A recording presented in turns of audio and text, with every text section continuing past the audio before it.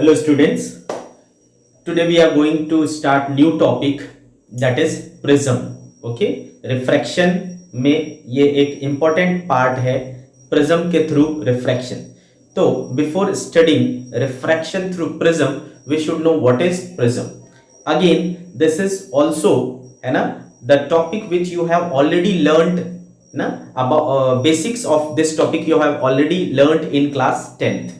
Okay, that is prism. Okay, so let's start. What is prism? So अगर आपने कभी lab में enter किया हो और आपने देखा हो प्रिज्म, तो प्रिज्म का शेप जनरली कैसा होता है बेटा? आप अगर प्रिज्म का शेप देखोगे तो वो कुछ इस प्रकार से होता है.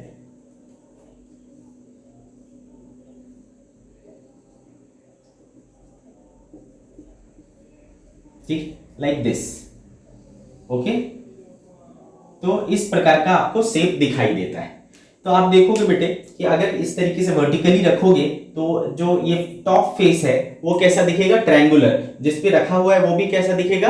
ट्रायंगुलर. और ये वाला जो है रेक्टेंगुलर, ये वाला जो रेक्टेंगुलर है और जो नीचे वाला सरफेस है वो क्या है? रेक्टेंगुलर है. तो इस तरीके से आपको इस शेप में टोटल 5 सरफेसेस दिख रहे हैं, जिसमें से 3 जो हैं रेक्टेंगुलर शेप के हैं और 2 जो हैं वो ट्रायंगुलर शेप के हैं. ठीक है. प्रिज्म जो होता है बेटा जनरली वो क्या होता है, क्या बोल सकते हो आप, ट्रांसपेरेंट मटेरियल का बना होता है. ठीक है, ट्रांसपेरेंट मीडियम का बना होता है. तो आप इसको कह सकते हो कि ये एक प्रकार का ट्रांसपेरेंट मीडियम है. ठीक है, ये क्या है? एक प्रकार का ट्रांसपेरेंट मीडियम है. अगर मैं in simple, very simple way में अगर प्रिज्म को डिफाइन करना चाहूं तो प्रिज्म का मतलब होता है एक ऐसा ट्रांसपेरेंट मीडियम जो है ना, जिसके 2 refracting surfaces non parallel to each other हो. दोनों सरफेस एक दूसरे के पैरेलल नहीं हो, तो ऐसे प्रिज्म को, ऐसे ट्रांसपेरेंट मीडियम को अपन क्या कहते हैं बेटे? प्रिज्म कहते हैं. ठीक है, तो सबसे पहले हम लोग फंडामेंटल डेफिनेशन इसका लिख लेते हैं. ए transparent medium whose two refracting surfaces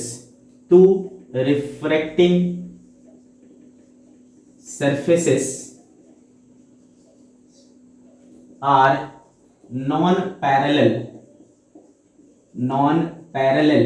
to each other is called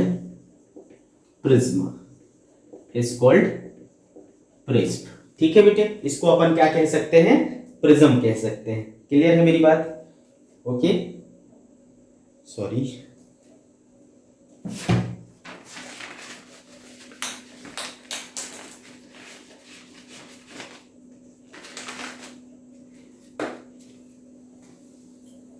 ठीक है बच्चे, तो आई होप कि आपको ये डेफिनेशन समझ में आ गया होगा. A transparent medium whose 2 reflecting surfaces are non parallel to each other is called prism. ठीक है, ये हो गया इसका बेसिक डेफिनेशन. बट जो हम लोग जनरली बात करते हैं प्रिज्म के बारे में वो होता है बेटा ट्रायंगुलर प्रिज्म, है ना. मोस्टली जो हम लोग प्रिज्म यूज करते हैं वो ट्रायंगुलर प्रिज्म होता है. ठीक है, तो let's talk about triangular prism. ठीक है, इसको अपन कैसे डिफाइन कर सकते हैं? इसको हम डिफाइन कर सकते हैं कि एक ऐसा ट्रांसपेरेंट मीडियम जिसमें जो कि बाउंडेड है 3 साइड से रेक्टेंगुलर सरफेसेस से, 1 2 and back side 3 rectangular surfaces and 2 triangular surfaces. ऐसे टोटल 5 सरफेसेस से घिरा हुआ ट्रांसपेरेंट मीडियम क्या कहलाता है बेटा? ट्रायंगुलर प्रिज्म कहलाता है. ठीक है, ए transparent medium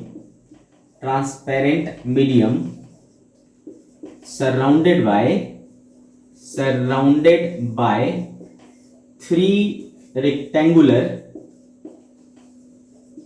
and 2 triangular faces is called triangular prism. तो जनरली जो आप इनकाउंटर करोगे वो इसी प्रकार का प्रिज्म होगा. ट्रायंगुलर प्रिज्म होगा। ठीक है बेटे, इस प्रकार का ट्रायंगुलर प्रिज्म ही होगा। तो ये आपका आप देख पा रहे हो बच्चे, ठीक है, इस तरीके का इसका एक्चुअल में शेप होता है, but symbolically symbol of triangular prism.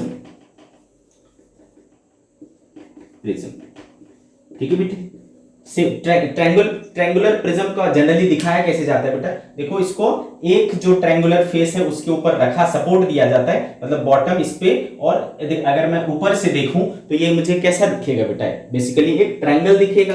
ठीक है, तो हम एक सिंपल ट्रायंगल से इसको शो करते हैं। ठीक है, सिंपली एक ट्रायंगल से हम इसको शो करते हैं, तो ट्रायंगुलर प्रिज्म को हम इस प्रकार से शो करते हैं। आगे मेरी बात समझ में, इसमें से अगर मान लो हमने लाइट इस प्रकार से दिया, ठीक है, यहां से लाइट दिया और इस सरफेस से लाइट क्या हुआ, बाहर आया, तो बेटा यहां पर क्या होगा, लाइट एयर से ग्लास में एंटर कर रहा है, मीडियम चेंज हो रहा है तो रिफ्रैक्शन होगा। तो यहां पर फर्स्ट टाइम रिफ्रैक्शन हुआ बेटा, तो ये हो गया फर्स्ट रिफ्रैक्टिंग सरफेस। फिर लाइट यहां से बाहर आएगी, यानी ग्लास से एयर में आएगी, तो अगेन फिर से क्या होगा, रिफ्रैक्शन हुआ, यहां पर दूसरी बार रिफ्रैक्शन हुआ, तो ये क्या हो गया बेटा, सेकेंड रिफ्रैक्टिंग सरफेस। ठीक है बेटे, तो कितने रिफ्रैक्टिंग सरफेस हैं, 2 रिफ्रैक्टिंग सरफेस हैं। ठीक है, मेरी बात समझ में आ गई आपको। तो सिंबल ऑफ ट्रायंगुलर प्रिज्म इस तरीके से होगा, इसमें 2 रिफ्रैक्टिंग सरफेस होंगे, इधर से लाइट डालेंगे, इधर से जाएगा, अगर मैं चाहूं तो इधर से लाइट डाल सकता हूं, इधर से बाहर आएगा, इधर से लाइट डालूंगा, इधर से बाहर आएगा। तो कोई भी 2 सरफेस जो है वो किसके जैसा बिहेव कर सकता है ना, रिफ्रैक्टिंग सरफेस के जैसा बिहेव कर सकता है। ओके, तो ये हो गया बेटा symbol of triangular prism.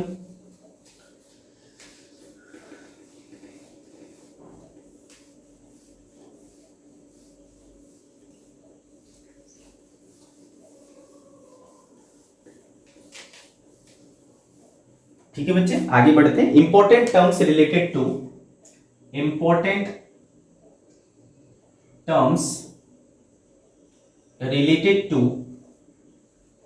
Triangular prism.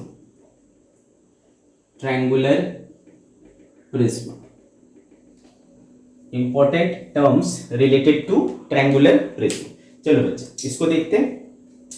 तो अभी जैसा कि हमने देखा कि अगर हमने लाइट रे को इस तरफ से डाला और लाइट रे इस तरफ से बाहर आया, ठीक है, तो ये क्या हो गया बेटा, फर्स्ट रिफ्रैक्टिंग सरफेस, और ये क्या हो गया, सेकंड रिफ्रैक्टिंग सरफेस। ठीक है, तो बेटे एक टर्म होता है जिसको हम कहते हैं angle of prism.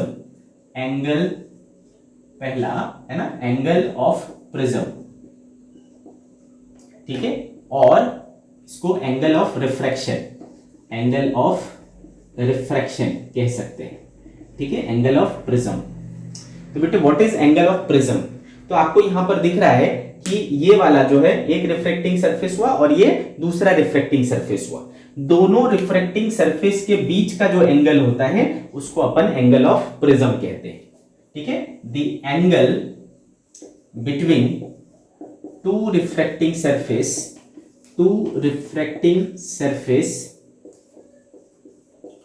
of a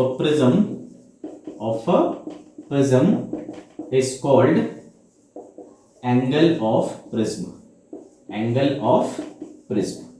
ठीक है बेटे, it is denoted by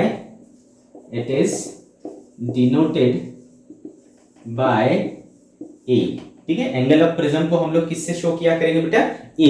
तो कोई जरूरी नहीं है बेटा कि हमेशा ये एंगल ऑफ प्रिज्म यही होगा। अगर मैं इधर से लाइट डाल के इधर से निकाल रहा हूं तो ये मेरा रिफ्रैक्टिंग सरफेस हो जाएगा, ये वाला एंगल क्या हो जाएगा, एंगल ऑफ प्रिज्म। अगर मैं इधर से लाइट डाल रहा हूं, इधर से निकाल रहा हूं, तो ये वाला मेरा हो जाएगा एंगल ऑफ प्रिज्म। तो आपको इस चीज को समझना है। तो जनरली जो अपन प्रिज्म यूज करते हैं वो हम लोग इक्विलेटरल प्रिज्म यूज करते हैं, यानी तीनों का एंगल ऑफ इंसिडेंस क्या होगा, सॉरी एंगल ऑफ प्रिज्म क्या होगा, सेम होगा, यानी 60 डिग्री होगा। ठीक है, जनरली हम लोग ऐसा यूज करते हैं, लेकिन कोई जरूरी नहीं है इस तरीके का। ठीक है, तो एंगल ऑफ प्रिज्म आपको समझ में आ गया। आगे बढ़ेंगे। Second, angle of deviation in prism. ठीक है बेटे, तो जैसा कि मैंने बोला बेटा, अगर मान लो इसका नाम मैं PQ रख दूं और इसका नाम रख दूं RS, तो जो रे एंटर करता है बेटा उसको हम लोग इंसिडेंट रे कहते हैं। जो रे प्रिज्म में एंटर करेगा उसको इंसिडेंट रे कहेंगे, और जो रे बाहर आएगा उसको अपन इमर्जेंट रे कहेंगे। ठीक है, इमर्जेंट रे। तो इंसिडेंट रे का डायरेक्शन क्या है बेटा, ये। इमर्जेंट रे का डायरेक्शन क्या है, ये। इसके बीच में जो एंगल बनेगा उसको कहेंगे अपन angle of deviation, that is known as angle of deviation. Got this?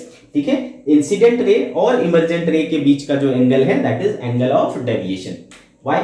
Because this light was going in this direction. ठीक है, now it is going like this. ठीक है, तो पहले ये ऐसा था, अब ये ऐसा हो गया, तो ये इसने देखो इससे डायरेक्शन चेंज किया, इतने से डेविएट हुआ। ठीक है, अपना ओरिजिनल पाथ से इतने से डेविएट हुआ, तो उसी को तो कहते हैं हम लोग एंगल ऑफ डेविएशन। ठीक है, तो how to define angle of deviation? The angle between incident ray and emergent ray, ठीक है बेटे, is called angle of deviation. Okay, काय से शो करते बेटा? डेल से। It is denoted by del. Okay, angle of deviation क्या हो जाएगा? डेल हो जाएगा। ठीक है, तो ये दो इंपॉर्टेंट टर्म्स थे रिलेटेड टू प्रिज्म। आगे बढ़ेंगे।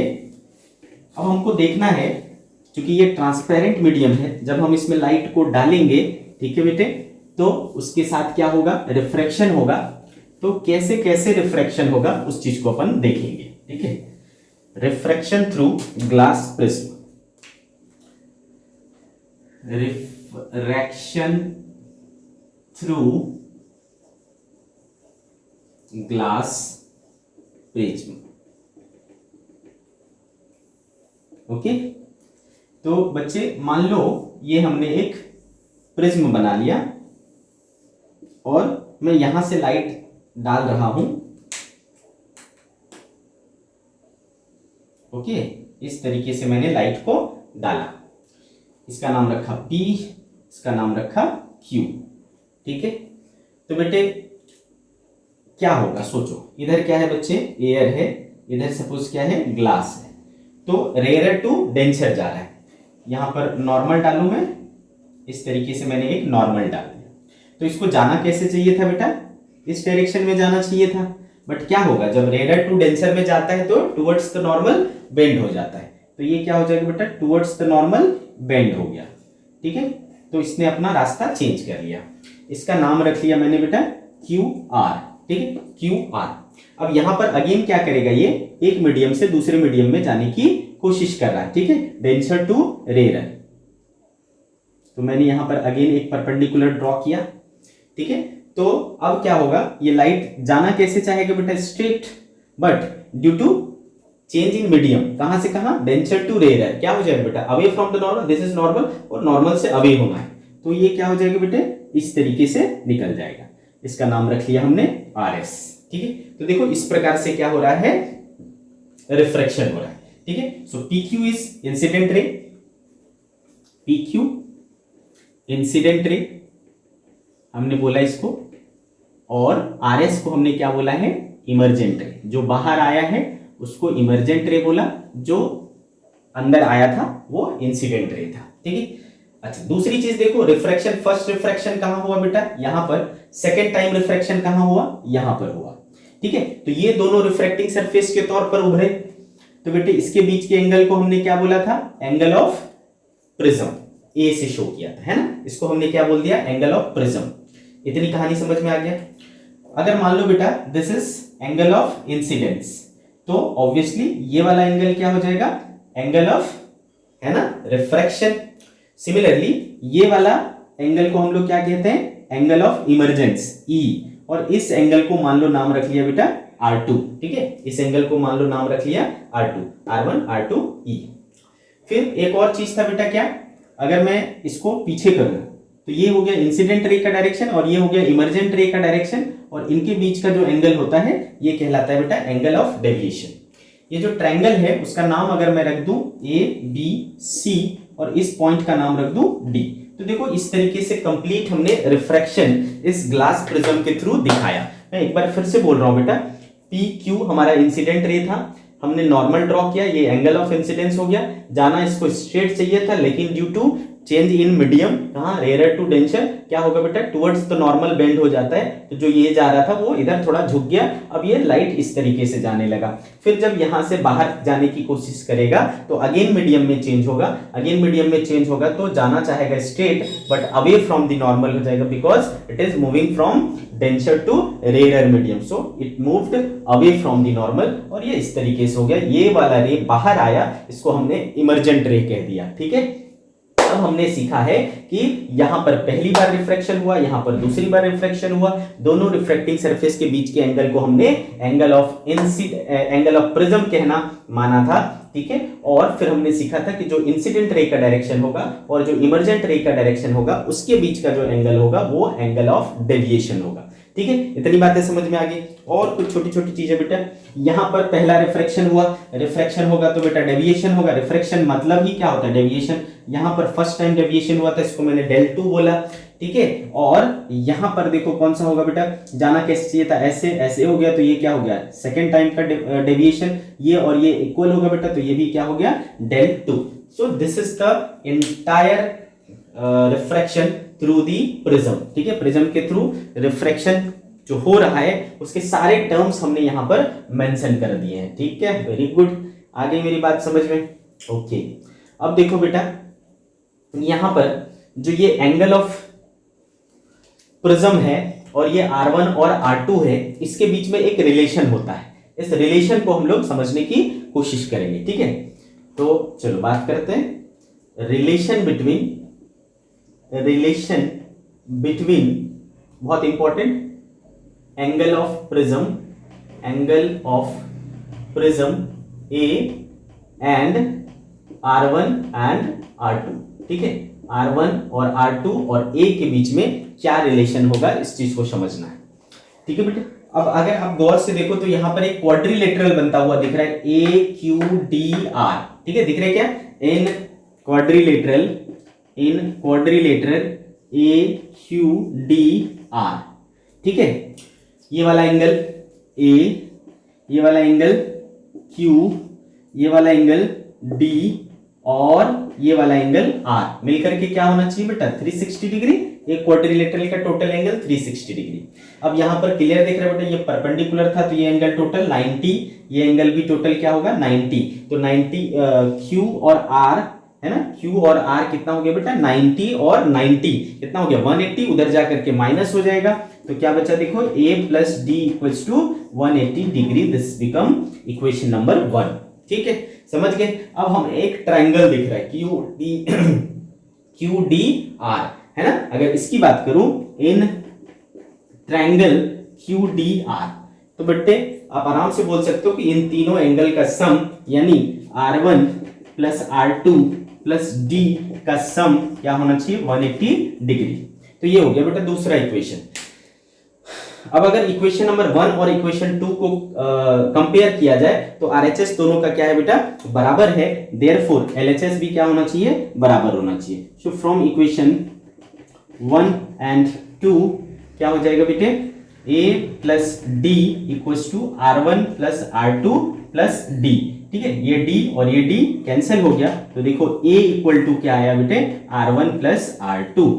सो this is very important derivation, very important result we have obtained here. ठीक है, ये R1 प्लस R2 का सम किसके बराबर होता है बेटा A के बराबर होता है, यानी एंगल ऑफ प्रिज्म के बराबर होता है। R1 plus R2 equals to A, बहुत इंपॉर्टेंट। ठीक है, तो ये चीज आपको समझ में आ गया होगा, क्लियर है मेरी बात। तो A इक्वल टू क्या होता है बेटे R1 plus R2, refraction through glass prism है ना, डन है ना, रिलेशन भी देख लिया हमने A equals to R1 plus R2, very good.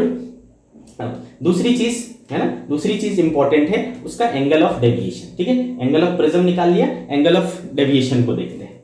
चलो, तो इस चीज को मैं इधर लिख देता हूं A equal to R1 plus R2, important है ना, बहुत इंपॉर्टेंट। अब आगे बढ़ते हैं, एंगल ऑफ डेविएशन अगर मुझे निकालना है तो बेटे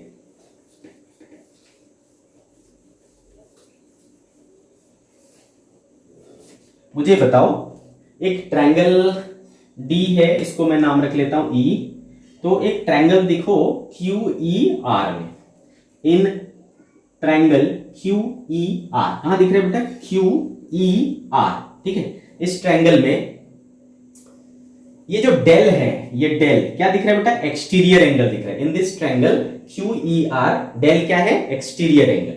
अच्छा, आपको पता है बेटा ये एक्सटीरियर एंगल और ये दोनों क्या हो गए, इंटीरियर एंगल। एक्सटीरियर एंगल जो है वो इंटीरियर एंगल का क्या होता है, सम होता है। तो डेल इक्वल टू क्या हो जाएगा बेटा, del one plus del two, equation number 1, ठीक है। Del one plus del two, equation number 1 हो गया, ठीक है। अच्छा, यहां डेल वन आओ, डेल वन कितना बेटा, so del one is I minus are one, I minus are one. Similarly यहां आओ, डेल टू बताओ कितना हो जाएगा बेटे, तो डेल टू इक्वल टू हो जाएगा ई माइनस आर टू, है ना। रख दो इन चीजों को वहां पर, तो देयरफॉर डेल इक्वल टू क्या हो जाएगा, डेल वन की जगह i minus are one plus e minus r two, ये हो जाएगा बेटा i plus e minus are one plus are two, है ना। Del equals to, therefore del equals to i plus e minus, अभी अभी निकाला था हमने बेटा, r one plus are two किसके बराबर होता है, ए के बराबर होता है। तो इसके बदले क्या रख लूंगा मैं, a. So this is the angle of deviation, ठीक है, i plus e minus a, i plus e minus a, del, angle of deviation. Okay, so these two relations are very very important, i plus e minus a, ठीक है। ये हो गया हमारा angle of deviation, ठीक है। Clear है दोनों बात। ए इक्वल टू क्या हो गया, R one plus are two, और डेल इक्वल टू क्या हो गया, आई प्लस ई माइनस ए, ठीक है बच्चे। Okay,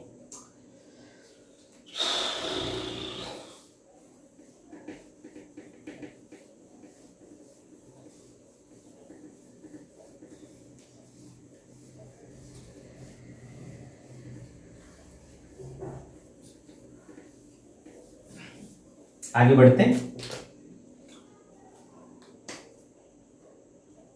some special cases in prism, some special cases in prism, ठीक है। Case 1, condition for no emergence, condition for no emergence. बात मेरी समझ में आ रही होगी, है ना, नाम से ही क्लियर है। अभी हमने क्या देखा बेटा, एक तरफ से हमने लाइट डाला और दूसरे सरफेस से वो क्या हो गया, बाहर आ गया, है ना। एक तरफ से हमने लाइट डाली, इंसिडेंट कराई, और दूसरे साइड से क्या हो गया, वो इमर्ज हो गया, बाहर आ गया। लेकिन हम चाहते हैं कि बाहर, दूसरे तरफ से वो बाहर ही नहीं आए, ठीक है। तो वो क्या हो जाएगा, नो इमरजेंस, लाइट इमर्ज नहीं कर रहा है सेकंड सरफेस से, जबकि उसको क्या करना चाहिए, इमर्ज करना चाहिए, बाहर आना चाहिए। तो अगर हम ये चाहते हैं कि लाइट दूसरे तरफ से बाहर नहीं आए, तो उसके लिए क्या कंडीशन होना चाहिए, ठीक है। इसलिए हमने इसका नाम क्या रखा, कंडीशन फॉर नो इमरजेंस, ठीक है। तो मान लो बच्चे, ये हमारा प्रिज्म है जिसका एंगल ऑफ प्रिज्म क्या है, ए है ना। हमने क्या बोला कि हम एक लाइट रे को ऐसा इंसिडेंट कराएंगे, ठीक है। हम इस तरीके से लाइट रे को इंसिडेंट कराएंगे, है ना। इस तरीके से हम एक परपेंडिकुलर डालेंगे, इसको जाना चाहिए था स्ट्रेट लाइन में, but due to refraction of light, है ना, इसको क्या होगा, टुवर्ड्स द नॉर्मल बेंड होना पड़ेगा। ये इस तरीके से बेंड हो जाएगा, फिर यहां पर क्या होगा, सॉरी, ठीक है, यहां पर फिर से एक परपेंडिकुलर डालूंगा। तो बेटे अब इस तरफ कब नहीं आएगा, सोचो, इस तरफ बाहर नहीं आना चाहिए। ऐसा कब संभव है, जब यहां पर क्या हो जाए, TIR हो जाए, है ना। जब TIR हो जाएगा तो इस तरफ नहीं जा पाएगा, ठीक है। तो condition for no emergence, emerge नहीं होने के लिए शर्त क्या है कि इसको यहां पर TIR करना चाहिए, जो सेकेंड सरफेस है वहां पर TIR हो जाना चाहिए, टोटल इंटरनल रिफ्लेक्शन हो जाना चाहिए। तो बहुत अच्छी बात है बेटा। ये क्या है, हमारा एंगल ऑफ इंसिडेंस I है, इसको अपन क्या लिया करते थे, R1, और इसको अपन क्या लिया करते थे, R2, व्हाट दिस, ठीक है। इसको अपन क्या लिया करते थे, R2 लिया करते थे। मान लो इसका रिफ्रैक्टिव इंडेक्स क्या है बच्चे, म्यू है, ठीक है। मान लो इसका रिफ्रैक्टिव इंडेक्स क्या है, म्यू है। तो बेटे एकमात्र जो शर्त यहां पर निकल के आ रही है कि यहां पर TIR होना चाहिए। अब सोचो TIR होने के लिए क्या जरूरी था, TIR के लिए क्या कंडीशन था कि ये वाला जो एंगल है, ये वाला जो एंगल ऑफ इंसिडेंस है, इस सरफेस पर जो जिस एंगल पर वो इंसिडेंस हो रहा है वो एंगल ऑफ इंसिडेंस क्या होना चाहिए, क्रिटिकल एंगल से बड़ा होना चाहिए, है कि नहीं। तो for no emergence R2 should be greater than theta c, है ना, R2 should be greater than theta c। इतनी बात आपको समझ में आ गई, R2 greater than theta c, बहुत अच्छी बात है भाई।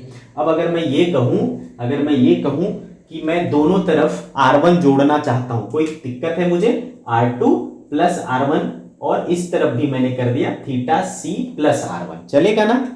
ओके, आगे मेरी बात समझ में। अब बेटे यहां पर नजर दौड़ाओ, ठीक है, तो R1 प्लस R2 किसके बराबर है, A के बराबर। So we can write A should be greater than theta C plus R1, this is equation number 1, ठीक है, theta C plus R1 equals to 1। इतनी कहानी समझ में आ गया बेटा। अब देखो, अगर मैं ये फर्स्ट सरफेस है, फर्स्ट सरफेस पर अगर मैं स्नेल्स लॉ लगाऊं, applying Snell's law at first surface, applying Snell's law at first surface, okay, first surface पर अगर हम स्नेल्स लॉ लगाएं तो क्या हो जाएगा बेटा, बाहर क्या है, एयर है, तो बाहर एयर है तो 1 हो जाएगा इसका रिफ्रैक्टिव इंडेक्स, तो 1 into sine I equals to mu into sine R1 हो जाता है कि नहीं बेटे, साइन आई इक्वल्स टू क्या हो जाएगा, mu into sine R1। Okay, तो देखो साइन R1 इक्वल्स टू क्या हो जाएगा, 1 अपॉन म्यू साइन आई, है ना बच्चे। तो R1 इक्वल टू क्या हो जाएगा, साइन इनवर्स 1 अपॉन म्यू, यानी साइन आई अपॉन म्यू, ठीक है। इस R1 की वैल्यू को वहां पर पुट करो, तो A should be greater than theta C plus sine inverse sign I upon mu, ये आया। अब सोचो, अगर ये एंगल ऑफ इंसिडेंस ज्यादा होगा, ठीक है, अगर ये एंगल ऑफ इंसिडेंस ज्यादा होगा तो R1 क्या होगा बेटा, एंगल ऑफ इंसिडेंस ज्यादा होगा तो R1 क्या होगा, वो कम हो जाएगा। क्यों, देखो, क्योंकि ये देखो एंगल ऑफ इंसिडेंस ज्यादा है तो R1 भी ज्यादा हो जाएगा, R1 ज्यादा हो जाएगा तो, हाँ सॉरी क्या बोल रहा हूं मैं, अगर एंगल ऑफ इंसिडेंस ज्यादा हो जाएगा बेटा तो देखो यहां से साइन आई, हाँ ठीक है, आई और आर में क्या रिलेशन दिख रहा है आपको, आई और आर में डायरेक्टली प्रोपोर्शनल रिलेशन दिख रहा है, आई और आर में, ठीक है। तो आई में बढ़ाऊंगा तो R1 भी क्या हो जाएगा बेटे, बढ़ जाएगा, क्लियर है। और R1 प्लस R2 किसके बराबर है, A के बराबर, जो कि क्या है, एक कांस्टेंट है, एंगल ऑफ प्रिज्म तो फिक्स रहने वाला है। तो I बढ़ा लिया तो R1 बड़ा हो जाएगा, और R1 बढ़ा लिया तो R2 क्या हो जाएगा, छोटा हो जाएगा, क्योंकि R1 प्लस R2 को क्या रहना है, कांस्टेंट रहना है। तो R2 अगर छोटा हो गया बेटा, ठीक है, R2 अगर छोटा हो गया तो हमारा जो कंडीशन है कि एंगल ऑफ इंसिडेंस जो है वो क्रिटिकल एंगल से बड़ा होना चाहिए, वो डिस्टर्ब हो जाएगा, ठीक है, वो क्या हो जाएगा, डिस्टर्ब हो जाएगा।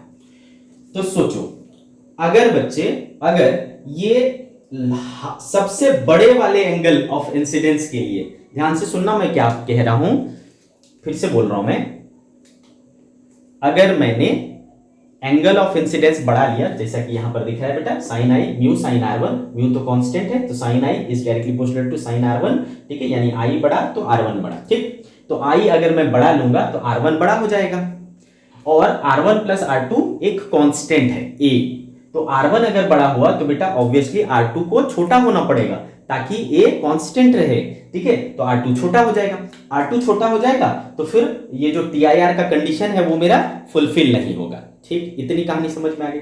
अब अगर मैं इस कंडीशन को सेटिस्फाई कर दूं with the greatest angle of incidence, सबसे बड़े एंगल ऑफ इंसिडेंस के लिए भी अगर ये चीज सेटिस्फाई हो जाए तो छोटे एंगल के लिए तो ऑटोमेटिक सेटिस्फाई कर लेगा वो। आ रही मेरी बात समझ में, अगर मैं बड़े एंगल ऑफ इंसिडेंस के लिए सेटिस्फाई कर दूं तो छोटे एंगल के लिए तो ऑटोमेटिक सेटिस्फाई हो जाएगा, ठीक है, क्लियर।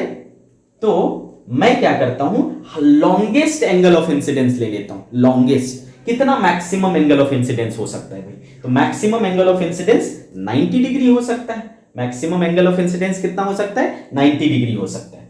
तो अगर मैं 90 डिग्री ले लेता हूं एंगल ऑफ इंसिडेंस को, ठीक है, तो क्या होगा? ठीक है, for maximum angle of incidence, maximum angle of incidence I equal to क्या ले लू? 90 डिग्री। ठीक है बेटे, आई इक्वल्स टू क्या ले लू? 90 डिग्री। ठीक है, तो जब लॉन्गेस्ट मतलब मैक्सिमम एंगल ऑफ इंसिडेंस के लिए ये इस चीज को सेटिस्फाई कर लेगा, तो कम वाले के लिए तो आसानी से सेटिस्फाई करेगा। क्यों? क्योंकि ये कम होगा तो ये कम होगा, और ये कम होगा तो ये क्या होगा? ज्यादा, और ज्यादा हुआ तो ठीक है भाई, ज्यादा हुआ तो क्रिटिकल एंगल से ज्यादा हुआ तो अच्छी बात है ना, क्रिटिकल एंगल से ज्यादा हुआ तो अच्छी बात है, और आसानी से क्या होगा? टीआईआर होगा, टीआईआर होगा तो पार नहीं जाएगा। ठीक है, तो इसलिए हमने एंगल ऑफ इंसिडेंस क्या ले लिया? मैक्सिमम ले लिया, दैट इज 90 डिग्री। अब सोचो बेटे, आई 90 ले लूंगा तो ये क्या हो जाएगा? साइन 90 क्या हो जाता है? 1, तो ये क्या रह जाएगा? 1/μ। ठीक है, तो ए ग्रेटर देन, है ना,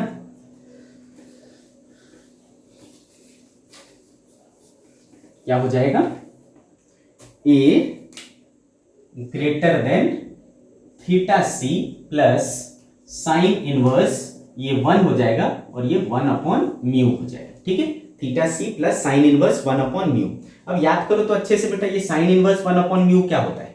साइन इनवर्स 1/μ क्या होता है? ये भी थीटा सी ही होता है। तो a greater than theta c plus theta c, theta c का भी रिलेशन यही था ना, तो देखो ए ग्रेटर देन क्या हो गया? 2 थीटा सी।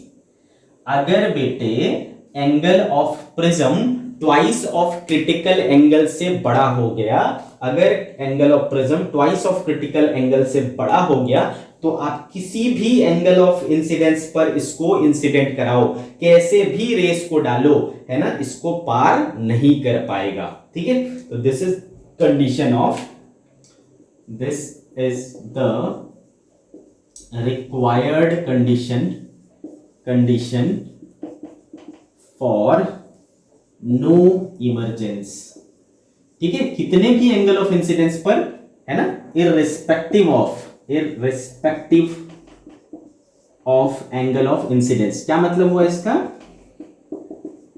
कितने भी एंगल ऑफ इंसिडेंस पर इंसिडेंट करा लो, कुछ भी एंगल पर इंसिडेंट करा लो, दूसरे सरफेस से बाहर नहीं आएगा अगर आपका angle of prism greater than है ट्वाइस ऑफ थीटा सी से। ठीक है, ट्वाइस ऑफ क्रिटिकल एंगल से अगर एंगल ऑफ प्रिज्म ज्यादा है तो किसी भी कंडीशन में लाइट इसको पार नहीं कर पाएगा, सेकेंड सरफेस को पार नहीं कर पाएगा। ठीक है, तो ये बहुत जरूरी कंडीशन है ऐसा होने के लिए, दैट इज नो इमरजेंस के लिए। नो इमरजेंस मतलब इधर लाइट इमर्ज नहीं करेगा, इधर से लाइट बाहर नहीं आएगा। ठीक है, तो याद रखना बेटा, ए यानी angle of prism should be greater then twice of critical angle. ठीक है, ट्वाइस ऑफ क्रिटिकल एंगल।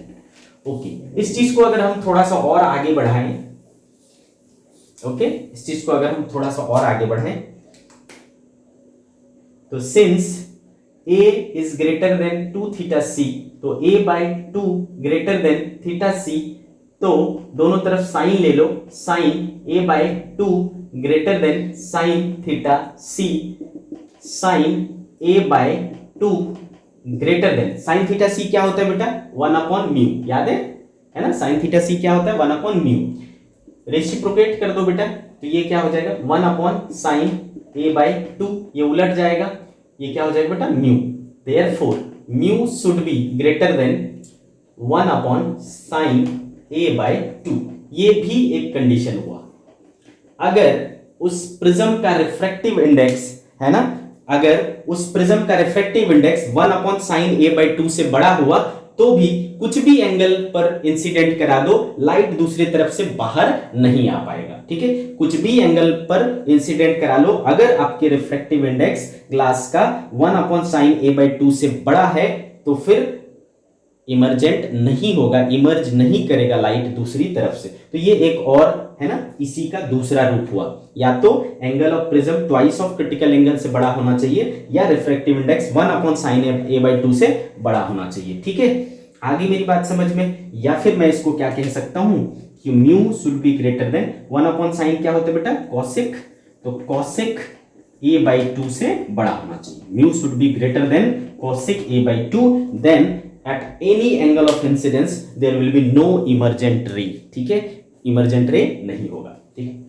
तो ये था बेटा दो इंपॉर्टेंट कंडीशन है, या तो इसको फुलफिल करा लो या तो इसको फुलफिल करा लो, तो इमर्जेंट नहीं होगा, नो इमरजेंस हो जाएगा, ठीक, समझ गए मेरी बात को। अब बात करेंगे बेटा special case 2।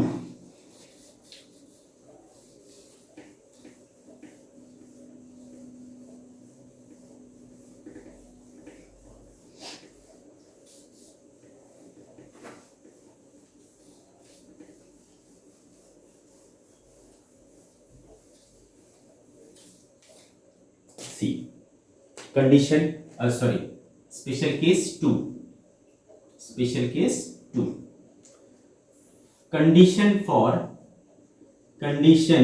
For grazing emergence, grazing emergence.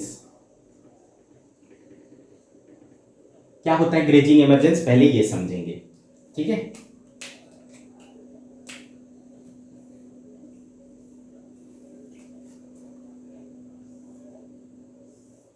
ये मान लो है ना हमारा प्रिज्म हुआ, अगर हमने लाइट को इस तरीके से इंसिडेंट कराया, इसको जाना कैसे चाहिए था बेटा, straight, due to change in medium ये टुवर्ड्स द नॉर्मल बेंड हो जाएगा, इस तरीके से बेंड हो गया, ओके, और यहां पर हमने एक परपेंडिकुलर डाला।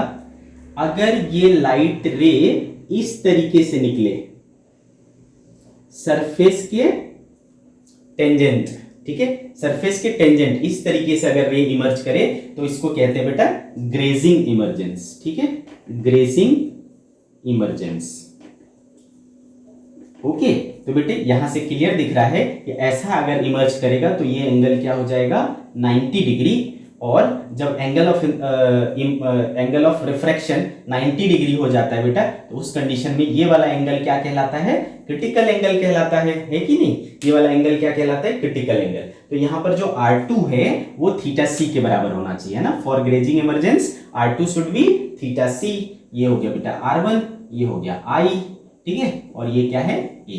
तो कंडीशन फॉर ग्रेजिंग इमरजेंस होने के लिए लाइट को कैसे निकलना पड़ेगा, इस सरफेस के पैरेलल निकलना पड़ेगा, है ना, यानी इसका क्रिटिकल यहाँ पर जो रिफ्रैक्शन एंगल है वो कितना होना चाहिए, 90 डिग्री होना चाहिए। इतनी कहानी समझ में आ गया बेटा। तो पहला जो हमारे पास नियम था, since R1 plus R2 equals to क्या था बेटा A, तो R1 प्लस थीटा सी इक्वल टू क्या हो गया, A हो गया। तो देयरफॉर R1 इक्वल्स टू क्या हो गया बेटे, A माइनस थीटा सी हो गया, ठीक है, इसको करा मैंने क्वेश्चन नंबर 1, ठीक है, R1 equals to A minus theta C, okay. और दूसरी चीज अपने को क्या करना है, यहां पर आओ इस सरफेस पर और स्नेल्स लॉ लगाओ, ठीक है, इसका रिफ्रैक्टिव इंडेक्स सपोज म्यू है, ठीक है, यहां पर आते हैं स्नेल्स लॉ लगाते हैं, तो क्या हो जाएगा बेटा, since sine I equals to mu sine R1 हो जाएगा, है ना, sine I equals to mu sine R1 हो जाएगा, ठीक है, ओके। तो दिस इज इक्वेशन नंबर 2।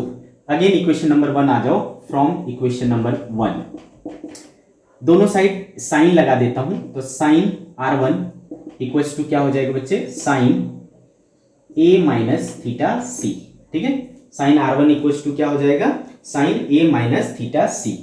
अच्छा इसको एक्सपांड करो, साइन A माइनस B, तो साइन A कॉस B यानी cos theta c minus cos A sine theta c, ठीक है, cos A sine theta c. आगे मेरी बात समझ में। अब चूंकि आपको पता है कि साइन थीटा सी किसके बराबर होता है बेटा, 1/म्यू के बराबर होता है, ओके। तो कॉस थीटा सी क्या हो जाएगा बच्चे, कॉस थीटा की क्या सी क्या होता है, कॉस थीटा क्या होता है 1 माइनस साइन स्क्वायर थीटा, तो 1 minus sine square theta c, तो square root 1 minus sine theta c कितना है 1/म्यू, तो स्क्वायर क्या हो जाएगा बेटा 1/म्यू square, so root under mu square minus 1/म्यू स्क्वायर, म्यू कॉमन आ जाएगा बेटा 1/म्यू square root mu square minus 1, this is cos theta C, okay, तो यहां पर हम क्या करेंगे, इन सारी वैल्यूज को रिप्लेस करेंगे, ठीक है, रख दो। तो therefore sine R1 is equals to क्या निकल करके आ रहा है, sine A into cos theta C बराबर ये लिख सकता हूं बेटा, तो 1 upon mu root under mu square minus 1 minus cos A और साइन थीटा C क्या है बेटा, 1 upon mu, so 1 upon mu.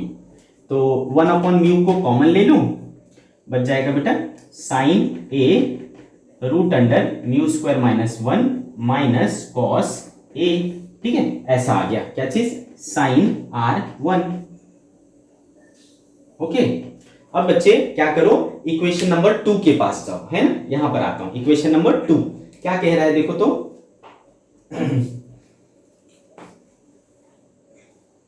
Equation number 2,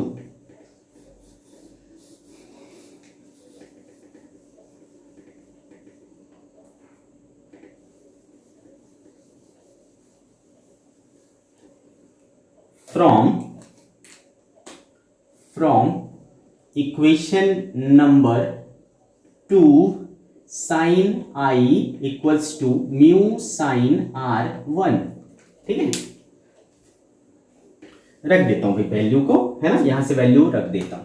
तो म्यू इंटू साइन R1 के बदले ये पूरा उठा लो यहां से, तो 1 अपॉन म्यू, है ना, sine A root under mu square minus 1 minus cos A, ठीक है, ये म्यू कैंसिल हो गया बेटा, क्या बचा, sine A root under mu square minus 1 minus cos A, ठीक है, दिस इज साइन I।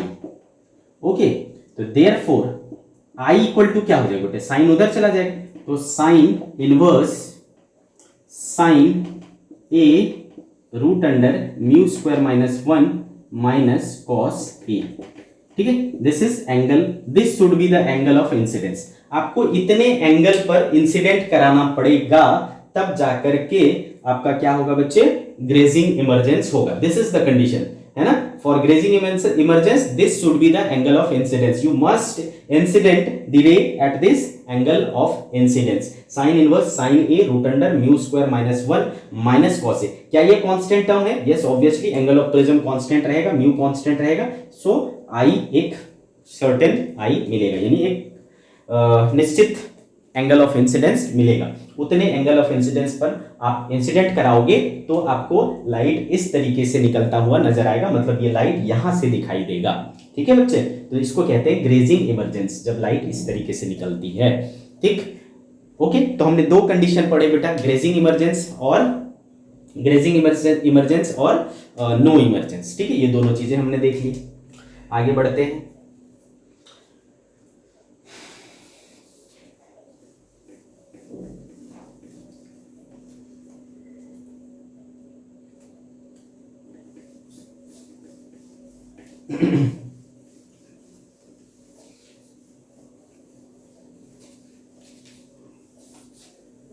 अब हम लोग बात करेंगे बेटा condition for maximum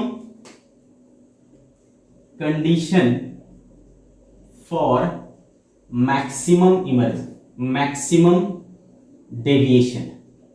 condition for maximum deviation, ठीक है बेटे, कंडीशन फॉर मैक्सिमम डेविएशन।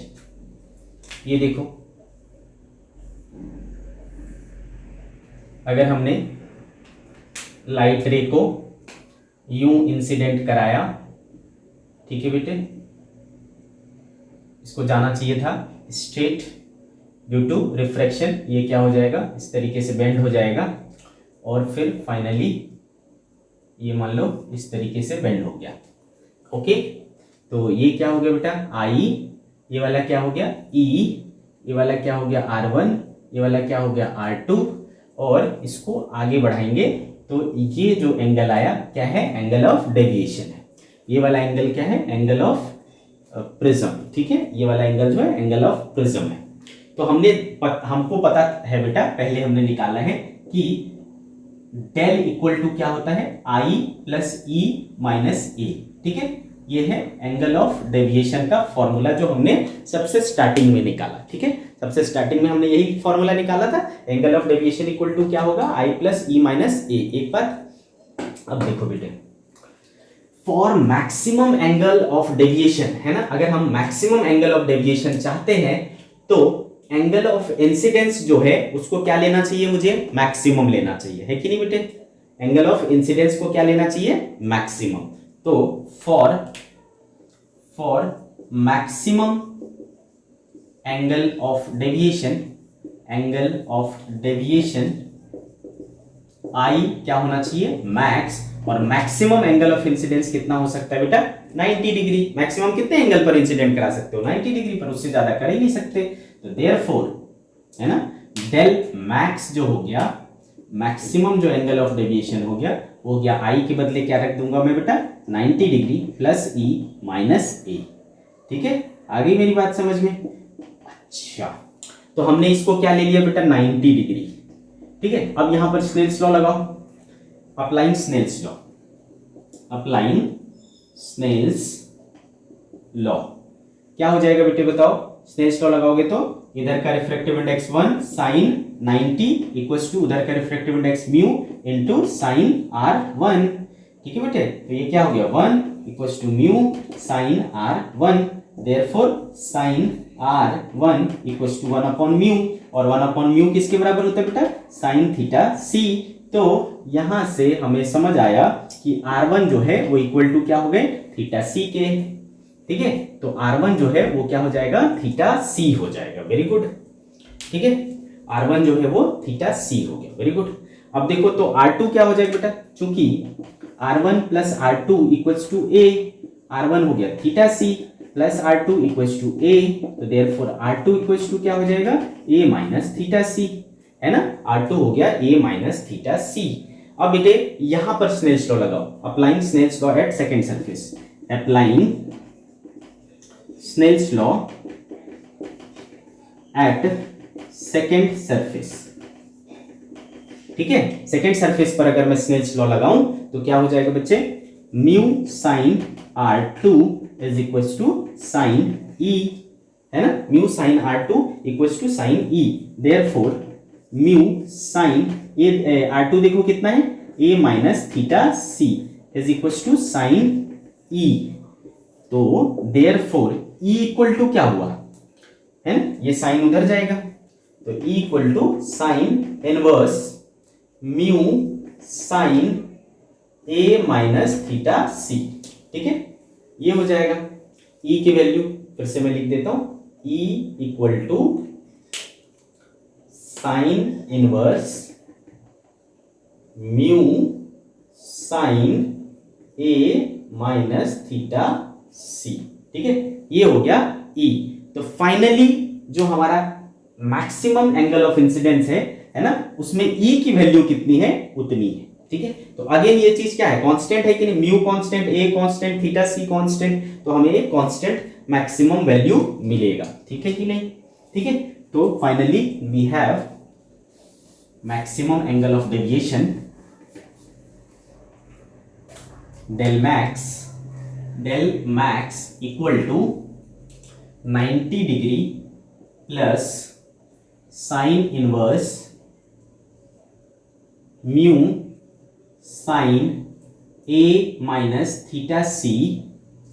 ठीक है, 90 प्लस साइन इनवर्स और minus a, this is maximum angle of deviation. तो मैक्सिमम एंगल ऑफ डेविएशन कितना होगा, है ना, तो उसमें हम ये फॉर्मूला यूज कर लेंगे। क्लियर है मेरी बात। ओके, तो ये हो गया बेटा condition for maximum angle of deviation.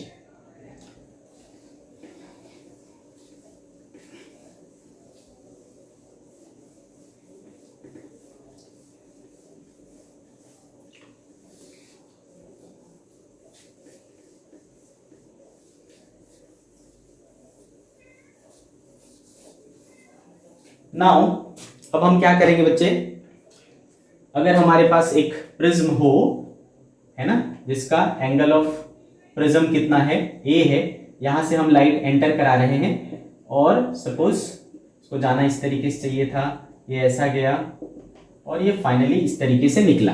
This is I, R1, R2 and E, और ये क्या हो गया बेटा, डेल। अब हमने क्या किया बेटा, अलग अलग एंगल ऑफ इंसिडेंट है ना, अलग अलग एंगल पर इसको इंसिडेंट कराया, रे को अलग अलग एंगल पर इंसिडेंट कराया और उसके कॉरेस्पॉन्डिंग एंगल ऑफ डेविएशन को चेक किया। ठीक है, अलग अलग एंगल पर इंसिडेंट करा के उसके कॉरेस्पॉन्डिंग क्या एंगल ऑफ डेविएशन आ रहा है उसको हमने चेक किया। ये आपके क्लास 12th में प्रैक्टिकल भी है बेटा। ठीक है, ये प्रैक्टिकल में आता है।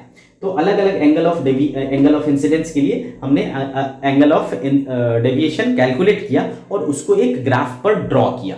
तो ये वाला जो ग्राफ होगा बेटा क्या कहलाएगा, graph between angle of incidence and angle of deviation. ठीक है, तो graph between angle of incidence and angle of deviation in prism. ठीक है बेटे, ये अगर हमने करा तो देखा गया बेटा कि ग्राफ कुछ इस प्रकार से आता है। इधर हमने क्या लिया, डेल लिया, और इधर क्या लिया हमने, आई लिया। तो हमारा कुछ ग्राफ जो है ना वो इस तरीके का आया। ठीक है बेटे, क्या आया, ग्राफ कुछ इस प्रकार से आया। तो आपको क्लियर दिख रहा है बेटा कि हमें एक मिनिमम डेल मिलता है। ठीक है, हमें एक मिनिमम डेल मिलता है, इसको अपन क्या बोलेंगे, मिनिमम एंगल ऑफ डेविएशन। ठीक है, हमें क्या मिला, एक मिनिमम एंगल ऑफ डेविएशन मिला। ओके, अब इसके कॉरेस्पॉन्डिंग है ना, अगर हम इस चीज को कंपेयर किए तो क्या मिला, क्या देखा गया कि इस कंडीशन में एंगल ऑफ इंसिडेंस और एंगल ऑफ इमर्जेंस आपस में क्या था, बराबर था। ठीक है, angle of incidence angle of emergence आपस में बराबर था। तो क्या समझ में आया बेटा कि ये प्रैक्टिकली करके देखा गया। ठीक है, तो हम इसको थ्योरेटिकल एनालिटिकली नहीं प्रूव करेंगे, हम इसको प्रैक्टिकली प्रूव करते हैं। ठीक है, तो एंगल ऑफ डेविएशन मिनिमम हो गया जब angle of incidence and angle of emergence बराबर हो गया। ठीक है, आ रही मेरी बात समझ में, जब एंगल ऑफ इंसिडेंस और एंगल ऑफ इमर्जेंस बराबर हो गया एट दैट टाइम, है ना, जो एंगल ऑफ डेविएशन था वो सबसे कम था। ठीक है, तो इस वाले एंगल ऑफ डेविएशन को अपन क्या बोलते हैं, एंगल ऑफ मिनिमम डेविएशन।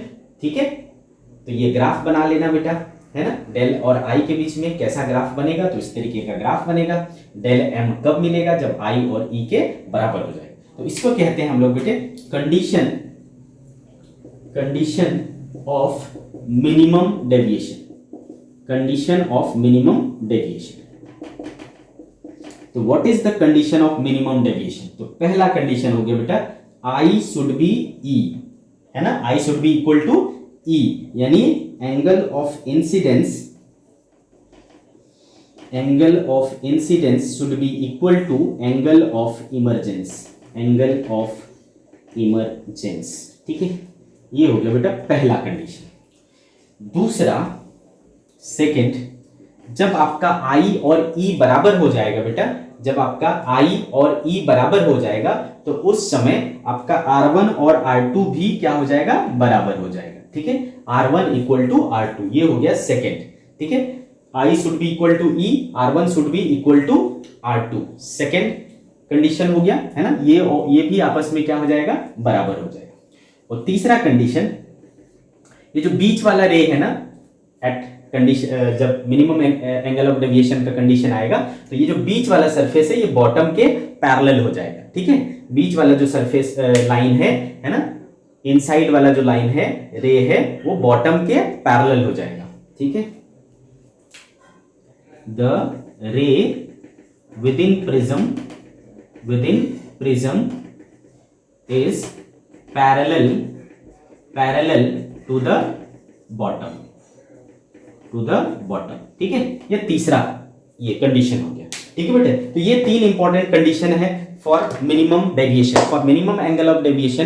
ठीक है, for minimum angle of deviation i should be equal to e, यानी angle of incidence should be equal to angle of emergence, R1 should be equal to R2, and जो बीच वाला रे है उसके through जो रे पास हो रहा है वो और ये क्या हो जाएंगे, पैरेलल हो जाएंगे। ठीक है, तो अगर मैं इसको मिनिमम डेविएशन के केस में फॉर्म करूंगा, बनाऊंगा, तो ये फोटो कुछ इस तरीके से बनेगा।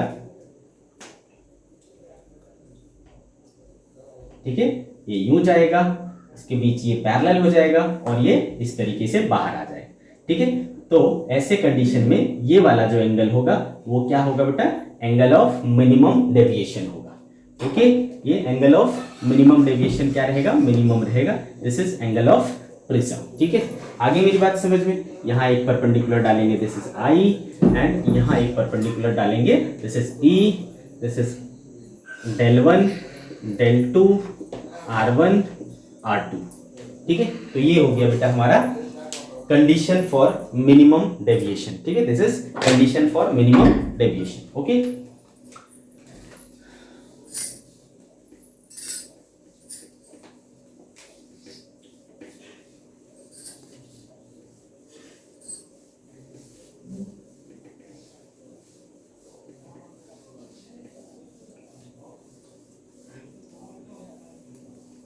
now prism formula, next topic is prism formula। ठीक है, प्रिज्म फॉर्मूला बेसिकली हमको क्या बताता है बेटा, एक फॉर्मूला देता है जिससे आप क्या कर सकते हो, वो प्रिज्म जिस मटेरियल से बना हुआ है, ठीक है, प्रिज्म जिस मटेरियल से बना हुआ है उस मटेरियल का आप रिफ्रैक्टिव इंडेक्स निकाल सकते हो। ठीक है, मेरी बात समझ में आ रहा है। प्रिज्म फॉर्मूला, तो प्रिज्म फॉर्मूला क्या होता है, it gives us formula to find refractive index of the material of prism it gives us formula to find Ri of the material of prism in minimum deviation condition। अगर हमारा prism minimum deviation के condition में हो, ठीक है, तब हमें ये फॉर्मूला यूज करना है और तब हमें क्या मिलेगा बेटा, उस मटेरियल का रिफ्रैक्टिव इंडेक्स मिलेगा जिससे हमारा प्रिज्म बना हुआ है। कैसे, चलो देखते हैं। तो इतनी बात आपको समझ में आ रही है कि हमको इसको यूज किस कंडीशन में करना है, मिनिमम डेविएशन के कंडीशन में यूज करना है। ये बात आपको ध्यान में रखना है। ठीक है, तो बेटे ये लाइट रे यूं आया, यूं गया और ऐसे पास हो गया। नाम रखा हमने P Q R S। ठीक है, यहां पर हमने एक परपेंडिकुलर ड्रॉ किया, यहां पर एक परपेंडिकुलर ड्रॉ किया, इसको जाना यूं चाहिए था, इसको यूं, तो ये हो गया हमारा डेल कौन सा, M। तो ये हो गया बेटे I, ये हो गया हमारा E, R1, R2। ठीक है, आगे इतनी बात समझ में। तो देखो, सिंस हमने क्या पढ़ा है, for minimum angle of deviation, minimum angle of deviation I equal to E and R1 equal to R2। ठीक है, R1 इक्वल टू R2, तो मान लो बेटे R1 equal to R2 equals to R मान ले, तो दोनों सेम ही है तो R मान लिया भाई। ठीक है, अच्छा, ऑल्सो हम क्या जानते हैं बेटा, डेल इक्वल टू क्या होता है, I plus E minus A, याद है ना। ठीक है, del equals to I plus E minus A. Okay, अब हमको मिनिमम डेविएशन चाहिए, तो मिनिमम डेविएशन डेल M, उस कंडीशन में I और E क्या हो जाएगा बेटा, सेम, तो I और इसको भी मैंने क्या ले लिया, I माइनस क्या हो गया बेटा, A। So del M equals to क्या हो गया बेटे, 2I minus A, therefore 2I equals to del M plus A, therefore I equals to del M plus A by 2। देखो ये हमें आया क्या, एंगल ऑफ इंसिडेंस इस कंडीशन में। ठीक है, इस कंडीशन में एंगल ऑफ इंसिडेंस कितना हो गया, del M plus A by 2। Also हम क्या जानते हैं बेटा, R1 plus R2 equals to A। हमने R1 और R2 क्या ले रखा है, R, तो R प्लस R क्या हो गया बेटा, 2R equals to A, therefore R equals to क्या हो गया, A बाय 2। आ गई मेरी बात समझ में। तो बेटे हमें जो रिजल्ट मिला उसको हम एक साइड में लिख देते हैं, है ना, इधर लिख रहे हैं हम, I इक्वल टू क्या आया, del M plus A by del M plus A by two and R equal to क्या आया, ए बाई टू। तो यहाँ पर जो आई है वो इतना है और आर जो है वो ए बाई टू है, ठीक है, क्योंकि यहाँ पर R1 और R2 दोनों ही क्या है बेटा, आर है। इसका रिफ्रैक्टिव इंडेक्स क्या है, म्यू है। अब हम क्या करेंगे बेटा, यहां पर है ना, यहां पर ये यूज करेंगे स्नेल्स लॉ, ठीक है। किसी भी रिफ्रैक्टिंग सरफेस पर आप क्या कर लो, स्नेल्स लॉ लगा लो।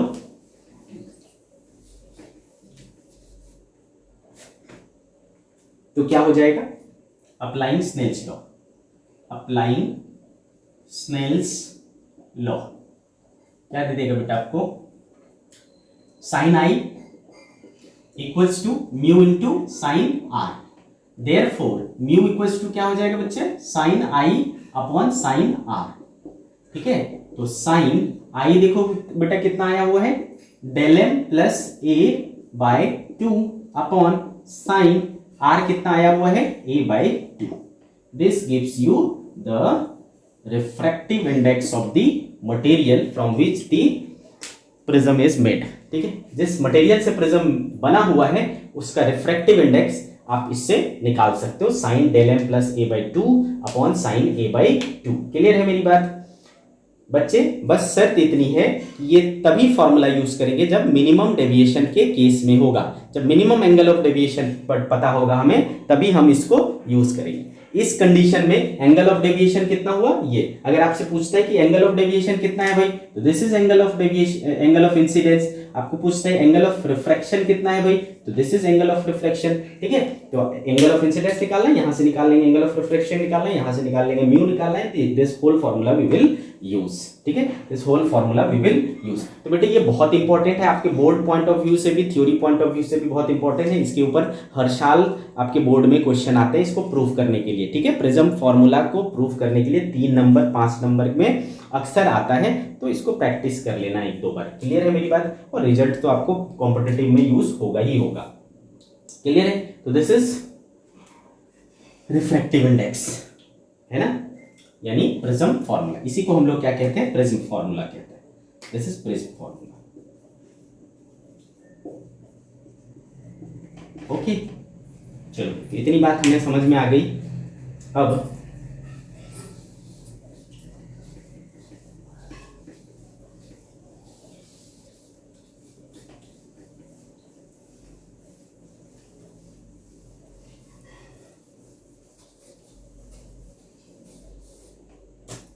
देखो बेटा, आगे बढ़ते हैं हम लोग। For thin prism, for thin prism, अब ये समझ जाओ कि थीन प्रिज्म क्या होता है। अगर किसी प्रिज्म का angle of prism less than 10 degree है, ठीक है, एंगल ऑफ प्रिज्म यानी ए अगर लेस देन 10 डिग्री है, तो हम वैसे प्रिज्म को काउंट करते हैं थीन प्रिज्म में, ठीक है। A prism with angle of prism a less than 10 degree is counted as thin prism। thin prism इसको हम लोग क्या कहते हैं, thin prism कहते हैं। आगे मेरी बात समझ में, ठीक है। अच्छा, अगर thin prism हुआ, ओके, तो चूंकि हमने पढ़ा है बेटा डेल इक्वल टू क्या होता है, आई प्लस ई माइनस ए, है ना, आई प्लस ई माइनस ए पढ़ा है। तो ऐसे कंडीशन में चूंकि ए बहुत कम है बेटा, ए इज वेरी स्मॉल, ओके, तो जो ये एंगल ऑफ इंसिडेंस होता है, ये एंगल ऑफ इमरजेंस होता है ना, आई ई, ये सब भी क्या आते हैं, बहुत छोटे छोटे आते हैं, ठीक है। इसकी भी वैल्यू क्या होती है, बहुत कम होती है, R1 R2, ठीक है, इसकी भी वैल्यू क्या होती है, बहुत कम होती है। तो I प्लस ई माइनस ए ऐसा आया। अब यहां पर क्या करो, या फिर आप इसको कैसे कर सकते हो,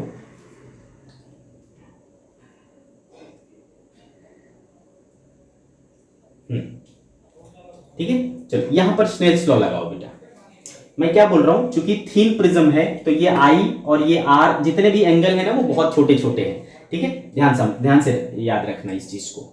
अब यहां पर स्नेल्स लॉ लगाओ, applying Snell's law, applying Snell's law at first surface, पहले सरफेस पर अगर हम स्नेल्स लॉ लगाएं तो क्या हो जाएगा बेटा, sine I equals to mu sine R one. ठीक है, क्या हो जाएगा, म्यू साइन आर वन हो जाएगा। क्लियर है? तो बेटे चूंकि मैंने क्या बोला कि ये एंगल बहुत छोटे हैं, तो याद रखो हमने क्या पढ़ा है कि फॉर वेरी स्मॉल एंगल्स, है ना, limit theta tends to 0, sine theta क्या हो जाता है बेटा, थीटा हो जाता है। तो ये आई हो जाएगा और ये क्या हो जाएगा, R1 हो जाएगा। तो I इक्वल्स टू क्या लिख सकता हूं मैं, mu R1। Similarly applying Snell's law